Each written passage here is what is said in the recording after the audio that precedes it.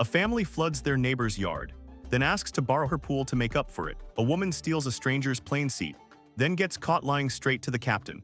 And a neighbor wants a family's streaming password so badly saying no somehow becomes the crime. 3 entitled people, 3 demands they had no right to make, 3 very different reality checks. This is petty justice. It started with a kid's birthday party, an inflatable water slide set up in the yard behind our narrator's house. Nothing unusual until they drained it. Their yard sat higher on the hill, so when the water came down, it brought soil and debris straight through the fence line with it. The damage, a wrecked flower bed and roughly 400 gallons of muddy water dumped straight into our narrator's pool. Their apology, basically, didn't realize water flows downhill. Our narrator called the homeowner directly, someone she'd known for years. He took it seriously immediately, sent a crew to fix everything and told his renters no more water slides. Problem solved, or so it seemed. Months later, same house, another kid's birthday, and this time the renters show up at her door with a proposal. Since they'd lost their water slide privileges because of her, could they now use her pool instead? 35 to 50 guests, 20 or so kids. They'd even take down a fence panel so everyone could move freely between yards. They promised to keep the kids away from the flowers though, so there's that. She said no, and in their eyes that no wasn't just a decline, it was a debt unpaid. They damaged her property, faced a consequence for it, and somehow decided that made her responsible for their next party. That's not entitlement.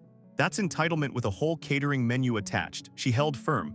They accused her of ruining their child's birthday and apparently their entire lives. Here's how that tragedy actually played out. The party simply moved to a public park with splash pads instead. Guests who couldn't attend were told to just drop off a gift. And not long after, the family gave their landlord notice they were moving out by mid-September. The pool survived, the flowers survived, and the ruined lives turned out to be a rescheduled birthday party. Okay, that's one down. Honestly, solid 7 out of 10 on the pettiness scale. Nobody got hurt, but somebody definitely learned their landlord's phone number the hard way. Let's move on to our next entitled person, because this one somehow manages to escalate even faster. A 15-year-old girl is walking the family dogs outside when a neighbor approaches with a request. Hand over the family's streaming login so she can catch a show she'd missed. The teenager says no. It isn't her call to make. Correct answer. Bizarre question in the first place.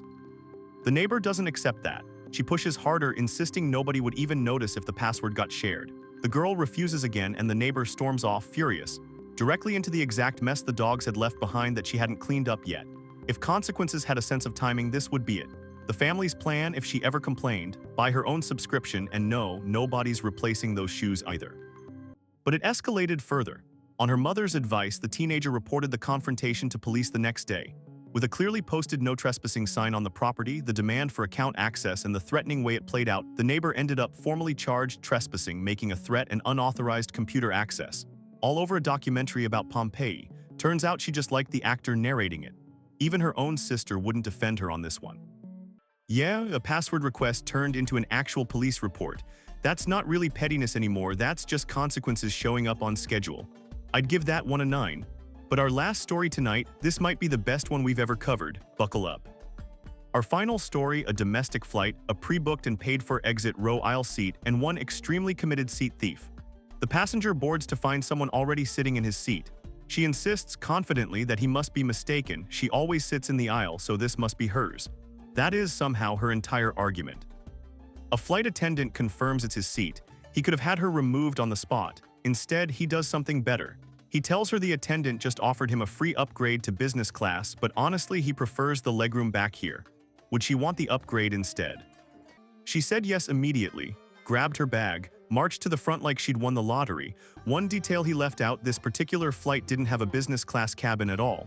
Now here's where it gets good. She returns minutes later, furious, demanding answers.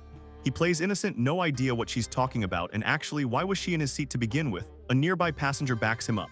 The flight attendant asks for her boarding pass. What follows is a full performance, digging through her bag, stalling, refusing to hand it over, announcing loudly how often she flies and how disrespected she feels, threatening to get the entire crew fired. Nearly 20 minutes pass before the captain himself gets involved. He asks for the boarding pass directly. She finally hands it over. Her actual seat, a middle seat 9 rows back, not a mix-up, not the wrong row. She'd confidently claimed someone else's seat while holding a boarding pass for a completely different one. She tries one last argument, she's stressed, she deserves better than a middle seat.